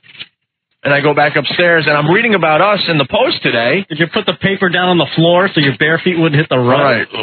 And I had to laugh because I have to laugh. There's an article in the Post about Rush Limbaugh signing his contract for $250 million. That's right. And our big boss saying that he would have doubled his salary if he, would have called him. I think Mel was joking, but. And then they talk about some of the Infinity properties. Yes. Some of the Infinity syndicated shows, and the amazing dynamic duo, Opie and Anthony. I'm reading this in the crack hotel this morning. Laying in a crappy bed, covered in your own sweat, with the light blinking outside your window. Reading how you're one of radio's dynamic duo, up and coming stars. I'm like, man, I might as well just have a freaking needle in my arm. Look at this place. Watch out for the syringe. Oh man, I had to laugh. I'm reading, and yeah, there I am. That is something, man. After signing his lucrative contract, he took off his underwear and retired in the man-batter-stained bed. I had to rinse out the underwear first. In front of a big mirror. Who knows what's behind it? All kinds of wonderful video equipment. As you were watching the porno movie in your room, you were the porno room. You'll be in 315.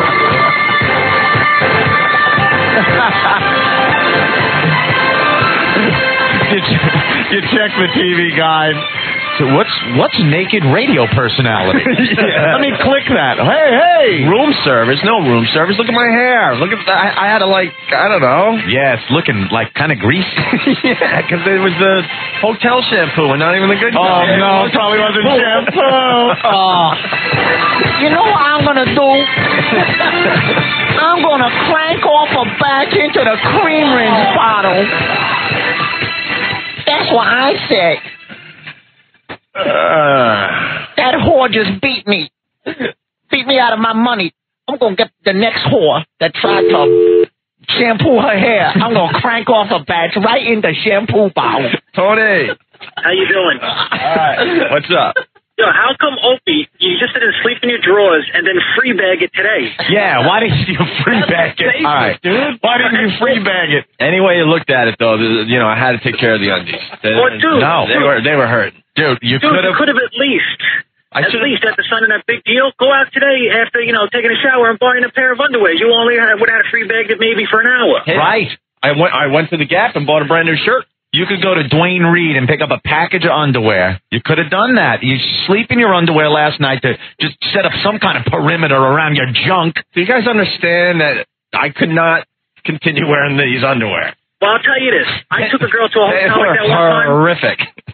Were they really a disaster area? With police tape around it? Oh, what happened? Threw a puddle on your bike? It's like I'm hot yesterday. Like I'm the only one. It was a hot day yesterday. You're sweating like a pig as you walk. Things happen. Working up a lather. Things happen. Like the horses that pull the little wagons out here around Central Park on a hot day. They work that foam up. Where you're working up the foam. Well, there must have been hundreds of dingleberries in that bed. Just think, everyone must say that. Oh man, this is filthy. I'm gonna take my underwear off. It was. And you're just like, you might as well have just been, dude. You know what's going on in those beds? You know what was going on in the underpants? Butterscotch comes to mind. Put it this way: if you walked in that room, right? Let's say you walk in the room.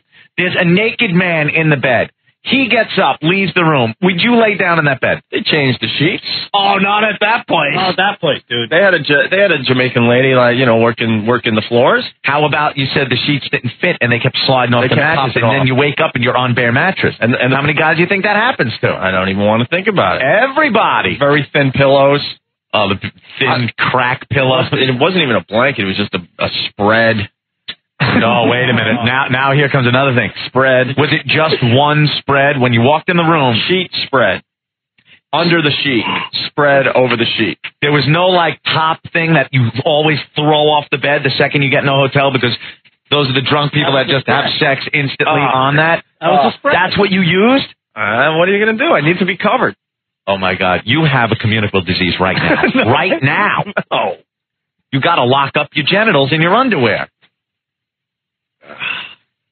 No sign of Twatto walking around in your room? No. I just needed a room. It was late and I had a crash. And I'm reading about how we're the up-and-coming radio stars from my room at the Crack Hotel. Oh, great. What an image. Opie Shack frothing like a cappuccino from Starbucks. They look like someone dropped a mochaccino in your pants.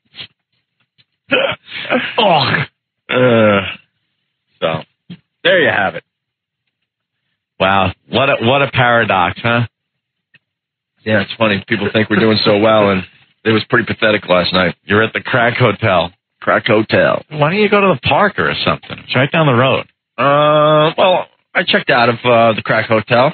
Yeah? You checked out? Yeah, I had to check out. I'm going to stay somewhere else tonight. Oh, you're staying in tonight, too? Yeah. Okay. All right. Check out. It's called fleeing the area. I still got to find underwear for tomorrow, but... You go to Plain Reed. You're better off staying at Stinky's house than at that place. With his roommate. Hey, man, it's still better than the times I had to, crash on Ben's couch. Oh, really? Oh, my God. Well, you don't know what... Ah, man. Dude, that's awful. Oh, dude, that hotel is disgusting. Your couch, every one of your friends that have moved from Boston have stayed on that couch, and you haven't changed the sheets on that thing. It's just as bad. Plus, you get the extra bonus when you stay with Ben. He wakes up in the middle of the night and giggles all night. And then his phone rings at 3 in the morning because one of his drunk friends is still out and wants to talk to Ben at that moment. Funny, that's what he does. I don't know when you sleep, Ben. Dude, you'd have been safer just grabbing a refrigerator box and laying it in front of the station's building. Jesus Christ. Dude, I'm serious now. Have you checked yourself for crabs? You really have to. Look, during the break, please, listen to me. When we go to break, go into the bathroom. Really look around. I would know by now. No, you might not. Look. Please, you've got to check, because if you spread crabs throughout this studio... Spread crabs! We're the dynamic radio duo. Just check. The dynamic radio duo would get crabs? Crabs are like kryptonite to the dynamic radio duo. My He's God. laughing at you right now. I got a better place than you. Try explaining that STD to your girl. No, serious. I caught these scabies from a Crack Hotel bed, I swear. I have no STDs and I have no crabs. Thank you very much. Check for crabs. Rick, you got crabs once, right? How long did it take before you knew you had them? Couple of days. And if you saw early, you might see one clinging. They cling on to the hair like, they just grab on. Well, no. They multiply. Actually, what I saw was you look down, maybe you're sitting on the bowl, and you look down at your underwear, you take a glance, you're like, what's that? Oh, because there's all kinds of what? The dead ones, after a while, they die. Oh, they fall off into your underwear? Fall off into your underwear. Rick's got the Crack Hotel in his pants. So you looked down into your underwear and you saw... It looked like dandruff, and I'm like, what the hell is that? What color was it? It was like I don't know, it looked like onion flakes. Oh, okay. Looked like onion flakes in your underwear. Yeah. So what'd you do? You picked one up? Yeah. And so it had legs? I picked it up. And you gotta look really close and like, oh my God, that's a bug. I got a bug. And then you're like, why is there a bug in my underwear? Yeah, exactly. And then you look down at your area and you just saw them crawling around? No, I just immediately pulled up my pants and went to the doctor, and I had to get it, get the shampoo. Get the shampoo. I'll be scratching. And you're scratching your head. Dude, don't scratch. Oh, get in the bathroom, check. Dude, shut up. You never know. I'm doing it for your own protection and everyone else's. You never know in those beds. Oh, my God. I had a slight itch. Oh, my God, don't scratch.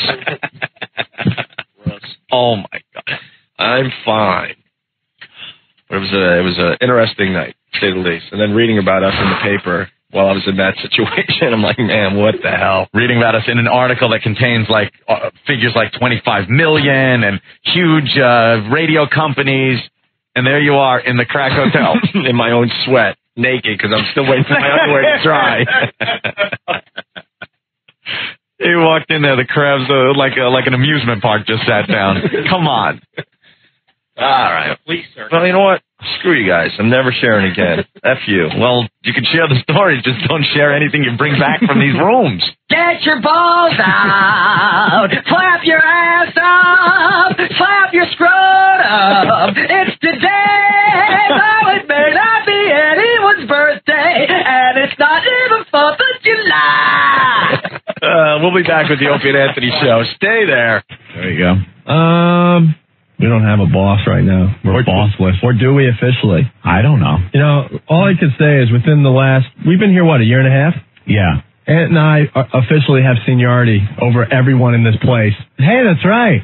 Look at that. Oh, no, which means we're the next to go. I know. Wow, we have seniority? That was quick. We've been here longer than every single person now. Oh, my God. It's like the friggin' Gambino family in this place. I swear to God. Man. I mean, NEW was the station where guys, like, died. You know, they stayed here until they died. Until they dropped. Their careers were, what, like 40 years long, you know? Ah, yeah. I'm sorry.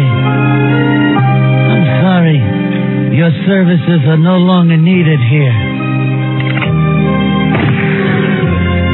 Take the cannolis. Leave the gun. Well, Paulie, you won't be seeing him no more. Well. Yeah, this was the place where people died, and within a year and a half, we are now top dogs. We've been here longer than anyone else. How about that? How'd that happen?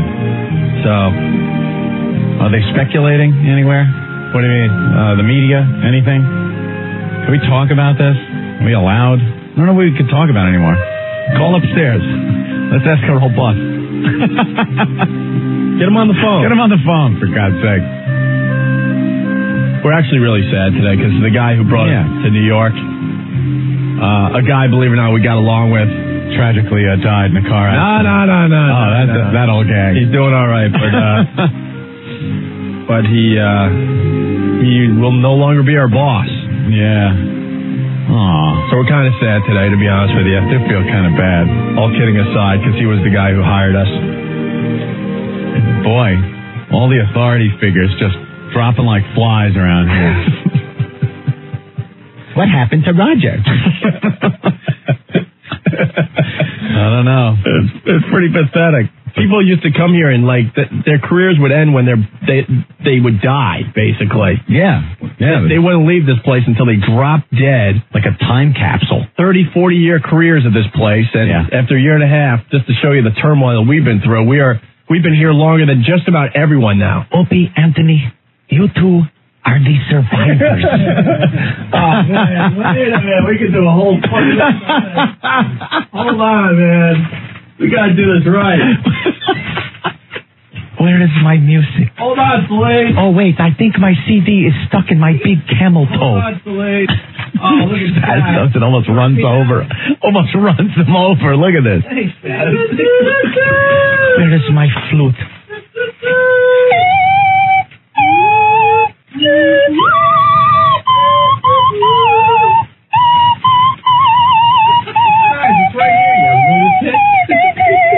Spaz's brain was not one of these survivors.